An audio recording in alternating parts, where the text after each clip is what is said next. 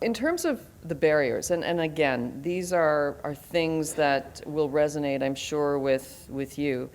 Obviously, effective, capture and use of knowledge is important for any organization's success. And I've worked in this field for a long time. I'm not ashamed, but I'm actually proud to say how long. But these kinds of challenges are tough. They're really, really difficult to try and move. And when you come into an organization where the culture is particularly strong and particularly resilient, then you have to be prepared for the long haul and the chipping away at that culture. These are just a few that I've highlighted here. So in terms of the culture and norms, one of the first words, I guess, that I heard repeated for me at the bank was incentives. Coming from the private sector, which is where I came from,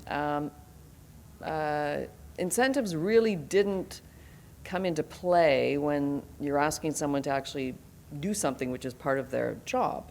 Having a job was an incentive.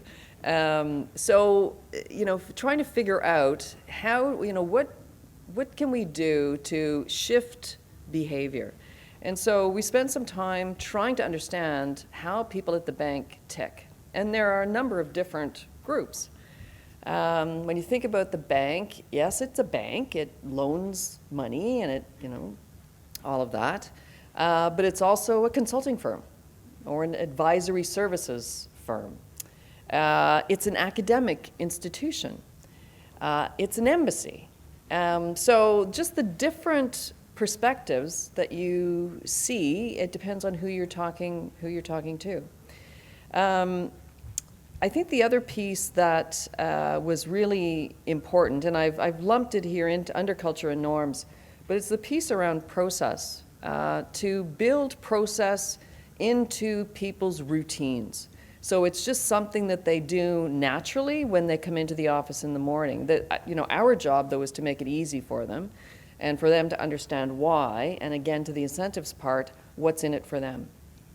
At the bank, what does seem to resonate is recognition, particularly from peers. And I'll tell you a little story.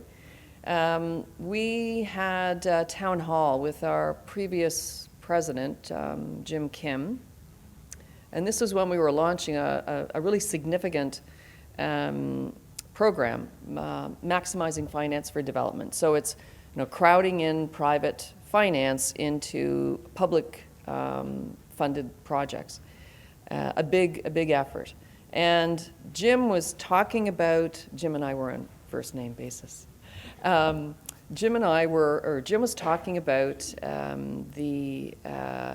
the challenge and how these people played a role, and he was calling out this person's name, so and so, are you in the audience? And the guy waved, and Jim said, stand up.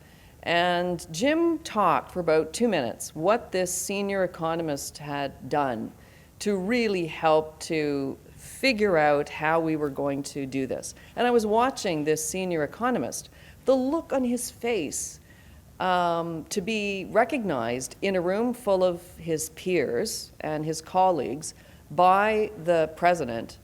You could tell that this man was ready for anything else now after that. So it was a learning experience for me. The other piece in terms of barriers that we want to address as quickly as possible is making sure that executive sponsorship is in place.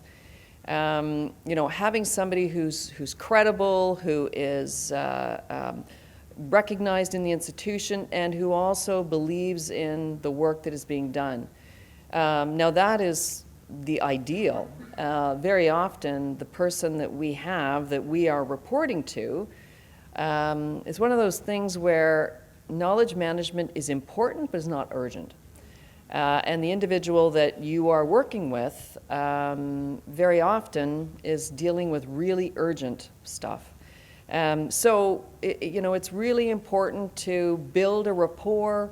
The way we have positioned it in the bank is we're a support function. Our job is to make the job of our teams and our project managers or task team leaders easier.